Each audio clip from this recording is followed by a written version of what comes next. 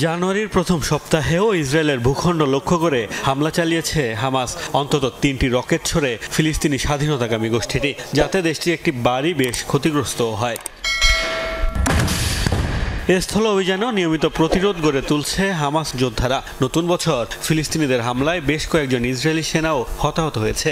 ইসমাইল হানিয়া, ইয়াহিয়া সিনোয়ার সহ হামাসের প্রায় সব শীর্ষ নেতাকে হত্যার পরও নিয়মিত প্রতিরোধ গড়ে তুলছে গোষ্ঠীটি। 15 মাস ধরে হামাস নির্মূলের অজুহাতে গাজায় ইসরায়েল চালিয়েছে নির্বিচার বোমাবর্ষণ। অনেকদিন ধরেই গোষ্ঠীটিকে ধ্বংসের দাবি করে আসছে দেশটির সরকার। হামাসকে কতটা ধ্বংস করতে পারল ইসরায়েল? যুক্তরাষ্ট্র বলছে সামরিক অভিযানে হামাসকে ধ্বংস করা সম্ভব নয়। ব্লিংকেনের দাবি, চলমান যুদ্ধে যে কয়জন সদস্য হারিয়েছে তারা, এরই মধ্যে ততজন নতুন সদস্য নিয়োগও করেছে গোষ্ঠীটি। আমরা দীর্ঘদিন ধরে ইসরায়েলি সরকারকে বলে আসছি, শুধুমাত্র সামরিক অভিযান চালিয়ে হামাসকে পরাজিত করা সম্ভব নয়।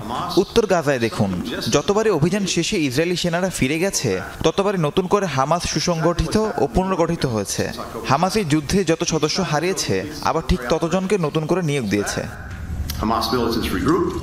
জিম্মিদের উদ্ধারে ব্যর্থ হয়ে হামাসের সাথে সমঝোতা করতে হচ্ছে নেতানিয়াহু প্রশাসনকে। হামাসের দাবি, গাজায় লক্ষ্য অর্জনে ব্যর্থ হয়েছে ইসরায়েল।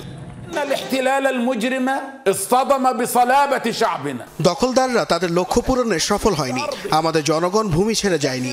শত্রুর বিরুদ্ধে এই প্রতিরোধ আমাদের প্রজন্মের পর প্রজন্ম গর্বের বিষয় হয়ে থাকবে।